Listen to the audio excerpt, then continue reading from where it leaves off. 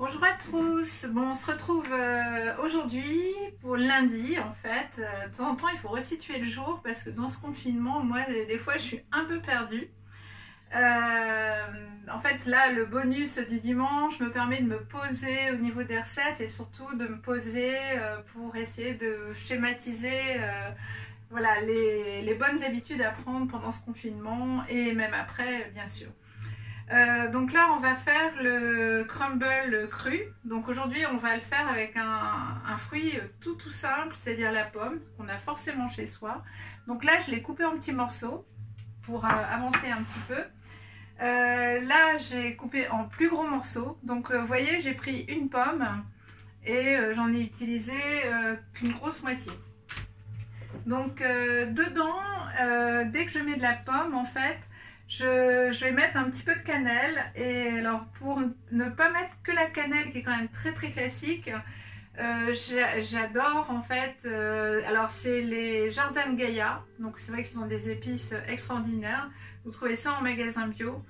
Et là c'est les épices de Noël. Alors les épices de Noël, l'avantage c'est que vous avez un mélange de cannelle, de gingembre, d'écorce d'orange et du coup avec les crumbles c'est vraiment formidable.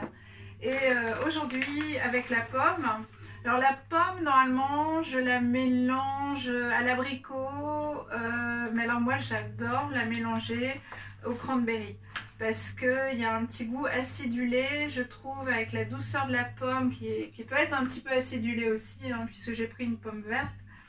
Mais voilà, on a un mélange qui est vraiment très sympa. Alors le crumble, je l'ai fait un peu à l'avance pour aller un petit peu plus vite. Donc on a tout simplement des noix d'Amazonie. Et on a du sucre de coco. Donc moi le sucre de coco je l'ai dans un petit pot parce que je m'en sers très peu. Savoir que le sucre de coco c'est un sucre qui a un index glycémique très bas. Donc il est préconisé en général pour les gens qui ont des problèmes de diabète. Puisque ce sucre là ne va pas provoquer du tout de pic de glycémie. Et en fait, vous mélangez, je vous mets la recette, pareil, les ingrédients exacts sur la vidéo YouTube. Mais vous passez au robot, en fait, vos mélanges de noix d'Amazonie et d'un petit peu de sucre de coco. Vous pouvez rajouter un petit peu de noix de coco râpée.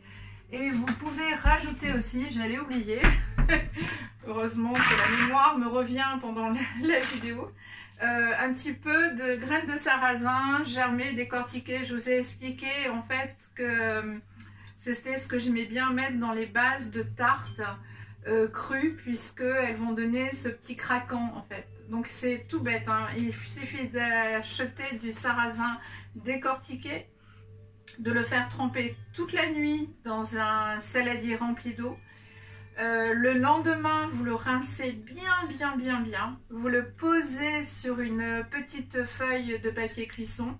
Vous pouvez le faire au déshydrateur si vous en avez un, bien sûr. Sinon, vous le faites au four traditionnel à 40 degrés. C'est votre premier cran dans le four, normalement. Et vous le laissez toute la nuit à 40 degrés avec la porte du four légèrement ouverte. Ça, c'est vrai que j'en profite pour le faire l'hiver, ça me chauffe la cuisine en même temps. Et voilà, parce que mon déshydrateur, il est pas chez moi malheureusement parce que ça tient quand même un petit peu de place. Et alors ça, vous faites un sachet. Là, je viens de le... Enfin, je l'ai fait il y a à peu près un mois, donc il m'en reste quand même beaucoup. Le petit sachet de 500 grammes, je pense, en fait, vous fait presque 6 mois, hein, parce que vous allez en mettre juste un petit peu. Et donc là, je vais en mélanger un tout petit peu à ma préparation de crumble, puisque ça va amener un petit craquant sous la dent avec le mélange de fruits frais. Donc là, en fait, tout simplement, on va mettre les gros morceaux de fruits et les fruits séchés. Donc au niveau des proportions, on est à peu près dans les mêmes dosages. Et on va passer au robot.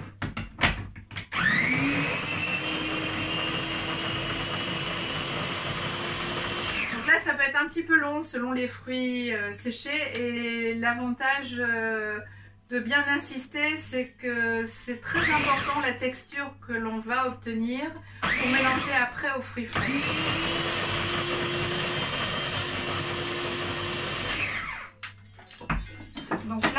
malheureusement, je n'en ai pas beaucoup. Hop là.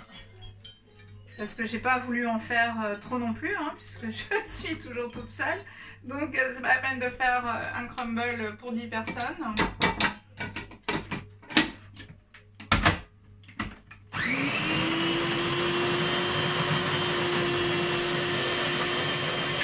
Donc j'insiste un peu, là j'ai eu raison, puisque là ça y est, les cranberries commencent à se mixer à la pomme. Donc là je vais refaire avec l'épice de Gaïa. Hop, donc là je mélange un petit peu et je vais mettre un tout petit peu de jus de citron. Voilà, hop, voilà le petit truc, vous prenez une petite passoire, ça vous le savez sûrement tous. Ça permet que les pépins ne tombent pas dans la préparation. Donc là on refait un petit coup de jus. Donc là, ça va bien mélanger les épices, ça va bien mélanger les fruits secs avec les fruits frais. Et là, on prend la préparation. Donc là, j'ai préparé un verre en fait pour que vous puissiez voir les petits crumbles comme ça. Donc, vous les mettez un petit peu dans le ramequin que vous voulez. Et voilà, donc là, et en fait, tout simplement, après, je mélange. Je mets mes fruits frais, je mélange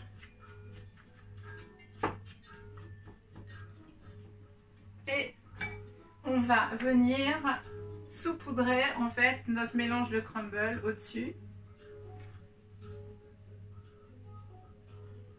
Voilà, et donc votre crumble est prêt à déguster.